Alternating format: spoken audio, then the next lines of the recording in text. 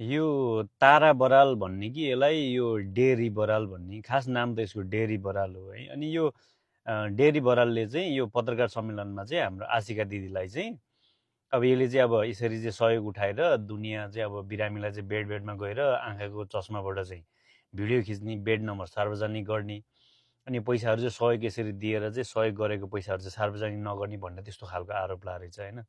अनि म यो डेरी बराललाई चाहिँ के भन्छु भन्दा नि है, सुने झुसी पाउने जाँठी, पहिलो कुरा चाहिँ तैँले पहिला कि त तैँले आफ्नो गाँडमा दम भएर तैँले सहयोग गर्न सक्नु पर्यो होइन।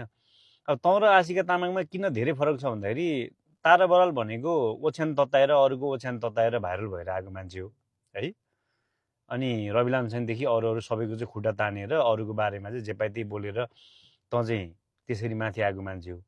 अनि आशिका तामाङ भनेको चाहिँ एउटा धादिङको एउटा गरिब छोरी जो एकजना के अरे आफ्नो भाग्यले गर्दा चाहिँ जर्मनी नागरिकसँग चाहिँ बिहे भएर जर्मन जस्तो एउटा सम्पन्नशाली देशमा गएर आफ्नो करियर बनाएर पैसा राम्रै कमाएर देशमा चाहिँ सहयोग गरिरहेको मान्छे हो होइन, आजभन्दा 10 औँको अगाडिदेखि कि। त्यही भएर तैँले आशिका तामाङको बारेमा कुरा गर्न मिल्दैन कि। अनि अर्को कुरा भनेको है, यहाँ सुन के, पैसा लुकाइयो होइन, तँ पो गरिब छ, तैँले पो अरूको बारेमा कुरा गरेर 2-4 पैसा जम्मा गरेर तैँले खाने काम गर्छस्।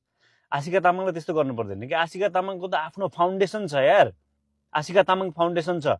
नभएदेखि एकचोटि सर्च गरेर हेर है, बिना ज्ञानको कुराहरू नबोल। आशिका तामाङलाई जे पाए त्यही आरोप लाउँछस्। आशिका तामाङ भनेको ऊ अलरेडी एउटा वेल डिजर्भ एउटा चाहिँ सेटल भएर आएको मान्छे हो कि।